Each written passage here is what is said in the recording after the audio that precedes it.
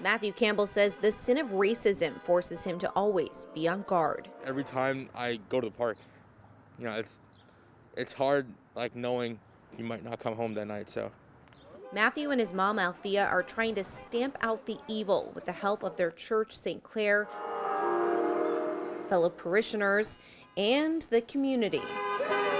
This church stands for peace, equality, and justice, and the church is against racism in any form. In order to do that, Althea, who runs the Rosedale Queens Church's women's ministry, organized a peaceful protest outside the church, a safe space to stand up to racism and police brutality.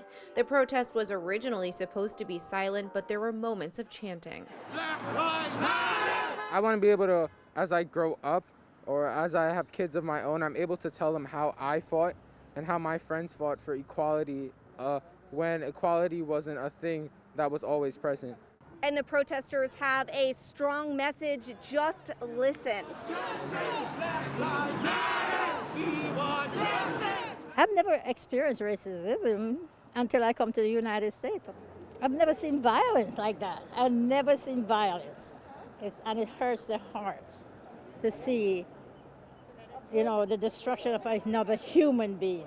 NORMA GRANNUM came to America from Jamaica and has attended St. Clare for over 40 years, inspired to protest for racial justice after watching footage of George Floyd's last moments. The church's pastor, Father Andrew Struzzieri, joined the group. Most of my parishioners are black, and I just can't understand racism anymore. It's just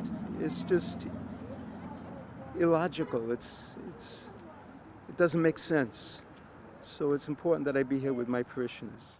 No, I'm not sure if you can see it, but Father had tears in his eyes as he talked about how important it was for his church to show a strong stance against racism. It was a very emotional day. Many talked about their own experiences with racism, sharing stories from being followed while shopping to being questioned for a crime they never committed. In Manhattan, Emily Drooby, Current News. Back to you, Christine.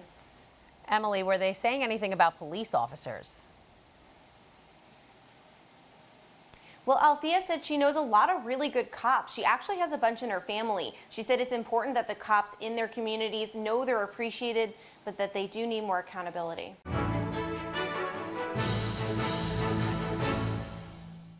If you're watching Currents News on YouTube, be sure to hit the subscribe button and then click on the bell to get instant updates about all of our newest content, because we are putting your faith in the news.